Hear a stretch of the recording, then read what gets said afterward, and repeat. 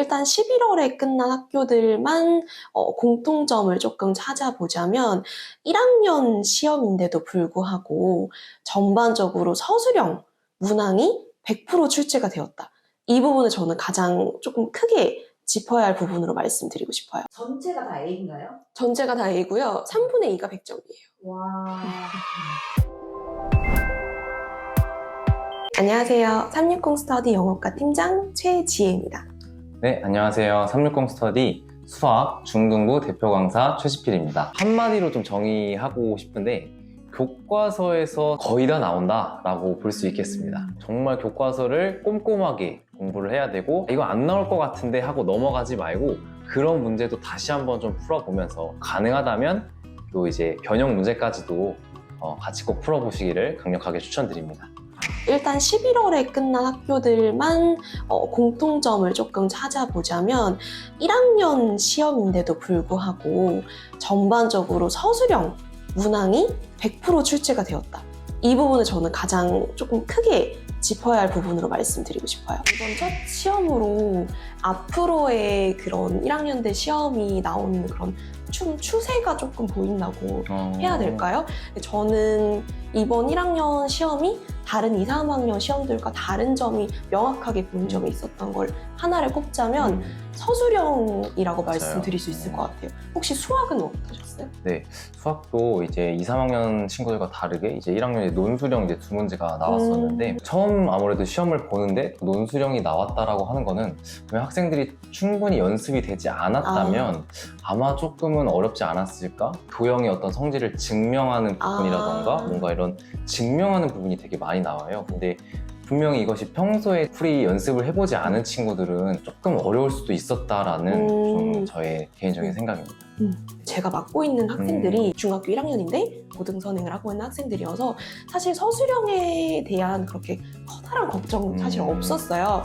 근데 막상 나온 이제 문제들을 보니까 이렇게 선행이 되어 있지 않은 학생들은 완벽하게 맞추기 어려웠겠다 싶은 유형들이 좀 많더라고요. 서술형 문항 같은 것들도 사실은 본문을 암기를 하면 그 암기한 걸 토대로 쓸 수는 있으나 선행이 제대로 되어 있지 않고 본문만 암기한 학생들의 취약한 점은 그 암기가 된 부분에서 오류가 나왔을 때예요. 오류가 나오게 되면 대부분 문법에 대한 오류가 나올 것이고, 그런데 그 부분에 대한 이미 대비가 되어 있는 학생들이다 보니까 문법 오류를 본인이 찾아낼 수가 있어요. 하나를 틀린 학생 같은 경우에도 어법에 대한 오류는 없었고 다만 내용의 순서가 조금 틀렸는데 어법에 대한 오류는 현재 없는 상황이어서 그래서 아마 5점이 전부 다 깎이진 않고 부분 점수가 들어가지 않을까라고 예상이 돼요. 내용은 사실 다 들어갔는데 정말 디테일한 부분에서 차이가 있었던 게 밥버거를 만드는 과정인 거예요. 그 과정에 한 4번째 순서에 대한 내용을 적어라, 이게 이제 문항이었는데 답안에서 요구하는 문항은 밥버거 한 조각 위에 김치와 치즈를 올려라, 이렇게 써야 되는데 이제 그 친구는 밥버거 조각 위에 김치 한 조각, 치즈 한 조각을 올려라 이렇게 썼던 거예요. 그래서 어법상 틀린 부분은 없고 살짝 내용에 오류가 있는 상황이어서 그래서 제 예상으로는 5점 만점을 다 깎이진 않을 것 같다, 이런 이제 추측을 들어가는 거죠. 현행이 조금 안 되어 있는 친구들은 사실 한 달 이전부터도 준비를 했었고 선행을 하고 있는 친구들은 1, 2주만 좀 타이트하게 시험 대비를 했었습니다. 그럼 선행을 쭉 하고 시험 대비는 본격적으로 들어간 건 1, 2주만 한 거네요? 모험적인 부분이 좀 있었는데 네네. 점수는 다 잘 나왔나요? 사실 거의 다 100점을 나와서 영어는 저는 사실 조금 높아심이 좀 있었어가지고 왜냐면 수학은 이제 단계적으로 1단계 끝나고 2단계 끝나고 3단계 끝나고 이렇게 밟아나가는 내용이잖아요. 근데 영어는 사실 2학년이나 3학년 거에 비해서는 상당히 쉽지만 그럼에도 불구하고 주어진 머티리얼이 있고 그 머티리얼 아이들이 암기를 또 해야 되다 보니까 그리고 또 아시겠지만 이번에 1학년들은 기말이 첫 시험이었잖아요. 네네네, 맞아요. 중간을 보지 않고. 네. 그래서 기본적으로 거의 다 3과 정도가 범위더라고요. 3과를 조금 암기를 들어가야 되니까 물론 선행이 다 준비가 된 학생들이긴 했는데 아무래도 첫 시험이고 긴장도 좀 할 것 같아서 모의 시험도 좀 몇 번 봤으면 좋겠어서 기간을 일단은 한 달씩 잡았어요. 어떤 서술형이 나와도 아이들이 대처를 할 수 있게 대한 대비 기간이 사실 필요했어요. 그리고 또 1학년 학생들이 사실 영어만 잘 본다고 또 장땡은 아니잖아요. 타 과목들도 많이 준비를 해야 될 시간이 필요하다 보니까 그 기간을 훈련하는 목적으로 이번에 조금 길게 잡았다라고 말씀드릴 수 있을 것 같아요. 그렇게 훈련을 했음에도 아이들이 시험 직전에 오들오들 떨더라고요. 그렇게 많이 풀어봤는데 그래서 마지막에 조금 더 이제 정신적인 훈련 들어가고 너는 지금 모의고사 이만큼 풀어봤고 이거 이만큼 맞았잖아. 충분히 100점 나올 수 있고 시간 너무 충분해. 그러니까 빠른 시간 내에 풀고 반드시 2, 3회 검토 그리고 막바지에 마킹 들어가기 전에 반드시 해야 될 것 서술형 조건 확인하기 이것까지 마무리 때 한 번 더 당부를 하고 들어갔고요. 정말 다행히도 무리 없이 모두가 A가 나왔고 영어뿐만이 아니라 전 과목이 다 A가 나와 있는 상태여서 전체적인 내신에 대한 관리가 완벽하게 들어갔던 것 같습니다. 전체가 다 A인가요? 전체가 다 A고요. 3분의 2가 100점이에요. 와. 서술형 채점을 어떻게 하시는 거예요? 예를 들어서 논술형 1번이 있어요. 그러면은 이제 작은 1번 그 안에 또 작은 2번이 있어서 작은 1번에는 이제 풀이 과정 이제 꼭 필요한 단어들이나 증명돼야 되는 그런 어떤 그런 단어들을 꼭 써줘야 되는 거고 답을 구하기까지의 마지막 과정을 물어보는데 이게 약간 수리논술이랑도 굉장히 많이 비슷해요. 그래서 나중에 이제 배울 고등학교 수시에 있는 그런 것들을 미리 연습하게 하는 그런 과정이 아닐까 저는 이번에 논술형을 좀 그렇게 보고 있습니다. 중학교 문제만 보더라도 서술형 문항이 5개가 나왔다고 말씀드렸잖아요. 그 중에서 교과서에 나와 있는 어떤 다이얼로그 스크립트나 또는 본문의 문항을 외워서 맞출 수 있는 문항은 한 2-3문제 정도였어요. 나머지 2문항은 어법과 어휘 유형이었고 어휘가 완벽하게 학습이 되어 있고 빈칸을 채우는 이런 문제 하나 본인이 알고 있는 어법 유형을 토대로 그 어법을 영상에서 적용을 할 수 있는가를 물어보는 문제 유형 하나 이렇게 나와 있었기 때문에 아이들이 완벽하게 어법에 대한 숙지가 되어 있고 그리고 그 내용을 토대로 문항을 쓸 수 있는 연습이 되어 있지 않으면 감점이 나올 수 있지 않았을까 싶어요. 투부정사와 동명사가 거의 대부분의 학교에서 시험 범위로 출제가 됐고요.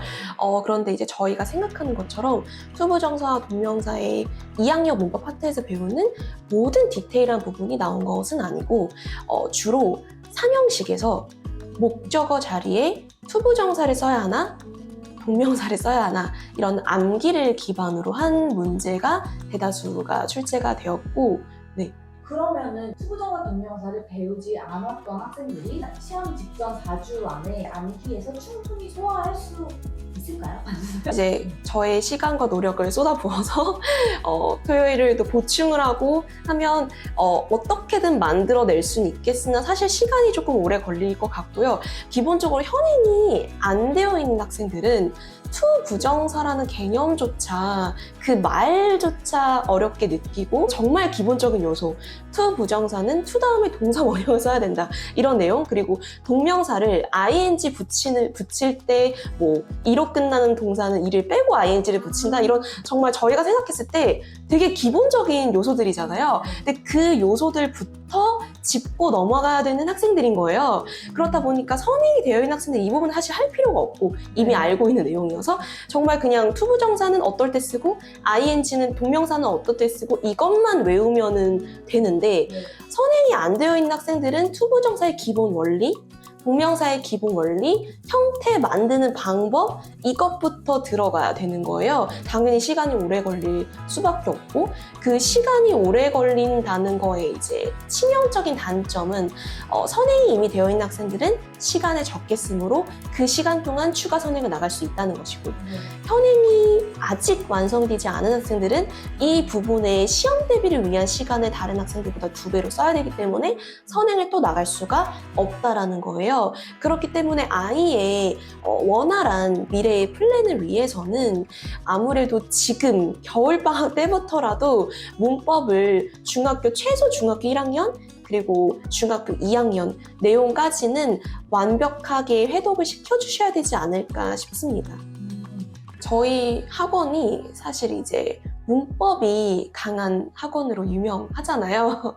그래서 기본적으로 저희가 커리큘럼 자체에서 프로그램을 만들어놔요. 2학년 문법이라고 하면은 정규 그 전반기에 1회독 그리고 이제 하반기에 2회독 할 수 있게 2회독을 깔아놓고 여름방학 그리고 겨울방학에 특강을 전반적으로 빠르게 내용을 회독할 수 있는 2회독을 또 깔아놔요. 그러면은 이 커리큘럼을 무난히 따라오는 학생들은 1년 안에 2학년 문법을 4회독을 할 수 있는 것이고 대부분의 학생들이 4회독까지 가면 대부분 2학년 문법은 마스터가 됐다라고 보거든요.